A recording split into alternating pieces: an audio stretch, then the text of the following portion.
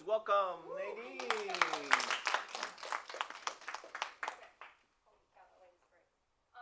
This is my presentation on symbols, 12-year-olds, and the difference between real worms and gummy worms.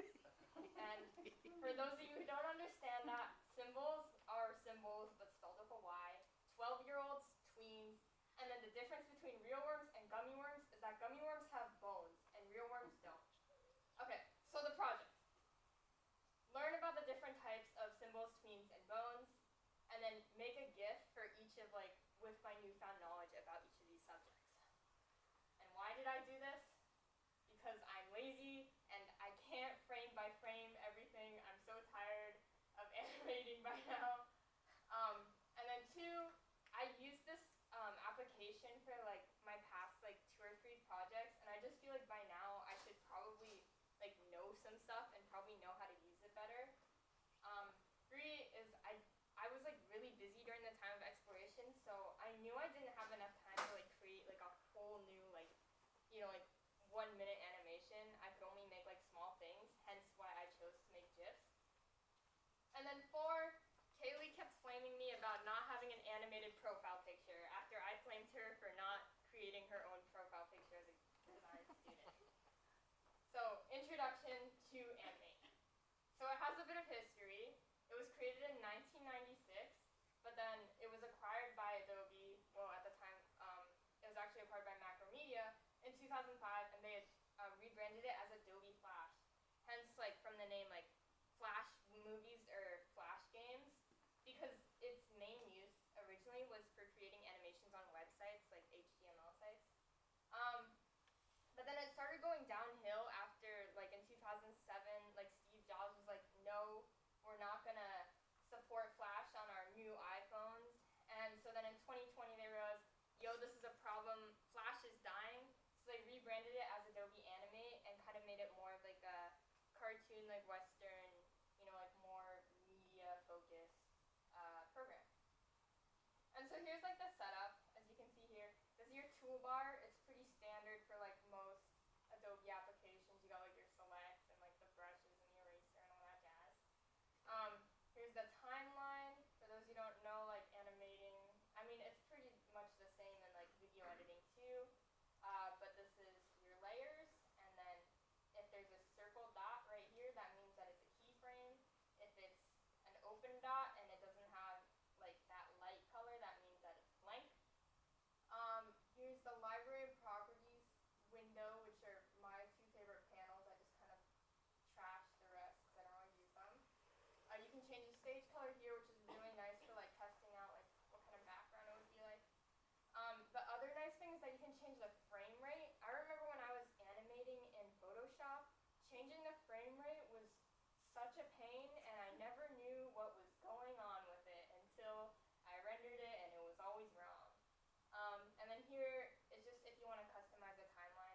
Here, I actually chose to have all these buttons here. Before it was just a little, you click this button and then you choose from the drop-down menu what kind of frame you want. But I just having them all here. So that's the setup. And then I also want to highlight the differences between Photoshop and Animate. So Photoshop is a raster drawing program. You guys know that. If you zoom in, you see a bunch of dots. And that means it's really easy for the computer to use, well, semi-easily. It doesn't really crash as much. But the main thing is that it can only really do frame-by-frame animation.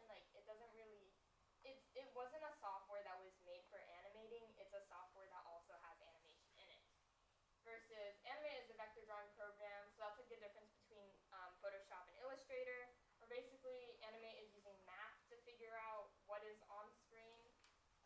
The other nice thing is it can integrate into Adobe After Effects really easily. So anything that you draw on a layer, if you just take your Animate file and drag it into After Effects, it will separate it out by layers versus if you go into Photoshop, you gotta render each layer separately, which is such a pain. Other thing about Animate, it can make games, hence the name Flash games. It can still do that, even though it's not very popular anymore. It also crashes a lot. If you ever see me praying at my computer, it's because Animate started saying not responding, and I'm just hoping that it didn't crash.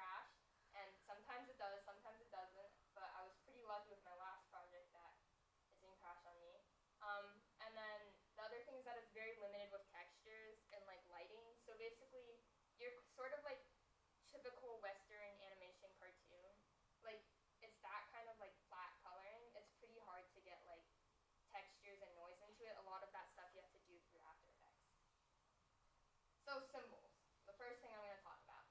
So how do you create a symbol? So you go into the libraries panel, you left click, and you hit new symbol.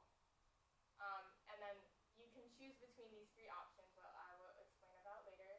And it just brings you to like this area, and you just draw your symbol here, and it creates a symbol. So now you're probably wondering like, what is a symbol? And a symbol is essentially an animation in another animation, or like another timeline within animation. So if you drag a symbol into your big like actual timeline, it'll show up as like a kind of like separate little thingy. And the main three types are movie clips, buttons, and graphics. So movie clips, this doesn't really make sense, but I'll show you how it makes sense. But basically, it won't play when you go through your animation when you're just testing it. Buttons, these can be programmed to interact with the mouse. That's used for making games, but I won't be going over it because I'm using Adobe Animate for an Animate program, not through a game program. And then graphics, and these are just animations that move with the timeline. So basically, this is what like we have here. So this is a graphic, and this is a movie clip. And you can see as I move the timeline for the animation, the graphic moves, but the movie clip doesn't. So you're probably wondering like, how do we get the movie to play? And for that, you got to go to Control, Test, and then once you hit Test, they'll both play. And so if you export it as a movie, that's what it'll look like. So this is my final product that I made using symbols. And as you can see, these three are all graphics, but I made these four all movie clips. And I rendered it as a GIF directly out of Adobe Animate. But what if like we wanted to like, see the whole thing? I also exported it as a movie video / media, and then I went to Adobe Express, MP4 to GIF Maker, which is how I used all the GIFs, or how I created all the GIFs in this presentation. And then we can export it as and that's everything. So these are still graphics, these are still movie clips, but because we export it as a movie, the movie clips play. Okay, second, tweens. So tweens are kind of like, they just automatically move something across the screen. And the way that you create them is you go into your timeline, you insert a bunch of frames, you got your frames, and then you hit insert one of these three, classic, motion, shape, which I'll explain about later. And I'll tell you convert selection symbol to tween. Basically what that means is I just drew this circle directly on here. I didn't make this circle a symbol, but it can only really tween symbols. So we just say, yeah, we're going to make that a symbol. And then we create a keyframe, and then bam, and it automatically moves it for us. Okay, but I'll go over the types of tweens. So there's classic, shape, and motion.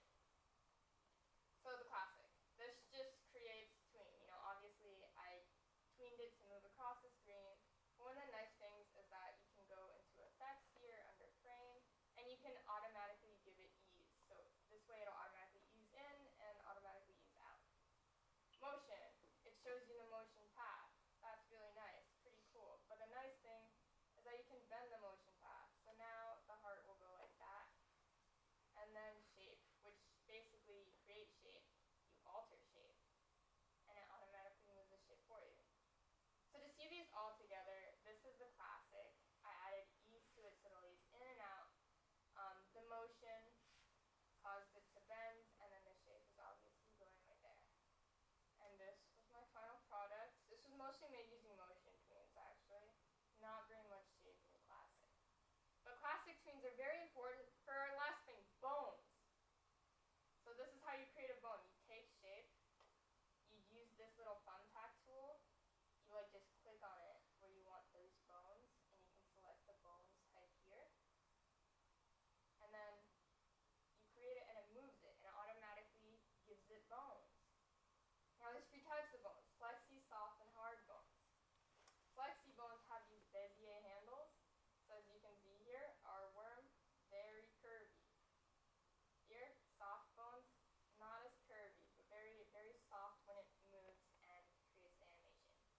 And hard bones, you see, very angular. These are like your joints, very important for arms. So this is our final animation. As the top, we have the hard bones, on the yellow is the soft bones, and these are the flexi bones. So what have we learned? So we learned the layout of Adobe Animate. We learned the differences between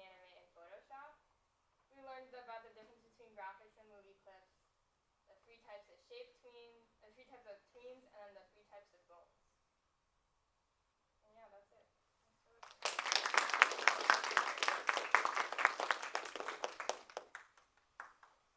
Any questions? So you all know. So back when Flash existed, everybody who took digital media and everybody learned how to use Flash in digital media at one point to create animations. And because Flash died, we kind of threw it out the window. Yeah, that's pretty much dead. Yeah, Kaylee?